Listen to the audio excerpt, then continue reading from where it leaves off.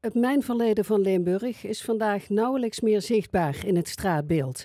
Maar wie goed kijkt, vindt hier en daar nog sporen van die geschiedenis. Voor veel families van oud-mijnwerkers blijft het verleden van groot belang. Dat geldt ook voor de broers Marcel en Roger Grievek, kleinzonen van een mijnwerker, die het mijnverleden als inspiratie gebruiken voor het maken van spijkerbroeken. Dat het wel iets is waar we met z'n allen trots op moeten zijn. Het is natuurlijk, het was vroeger hard werken. Ja, het is jammer dat er nog weinig van overgebleven is hier in deze streek. Dus ja, daar waar we een steentje nog aan het mijnverleden kunnen bijdragen, dan doen we dat graag. Sinds 2016 maken de broers zelf spijkerbroeken, geïnspireerd op de oorspronkelijke werkkleding van mijnwerkers. Zelfs de namen van hun ontwerpen, zoals de houwer en de brikker, verwijzen naar dat mijnverleden. Waar die passie vandaan komt, is voor de broers geen groot vraagstuk.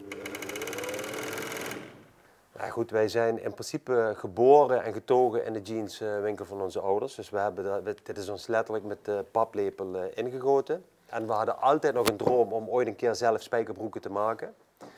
Dus uiteindelijk zijn we er maar mee begonnen. Maar Marcel en Roger zijn niet de enigen die het mijnverleden van hun regio hoog in het vaandel dragen.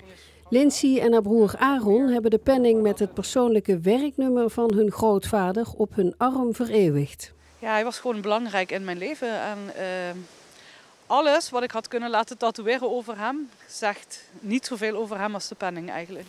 Niet alleen voor Lindsay was mijnwerker een belangrijk deel van de identiteit van haar opa.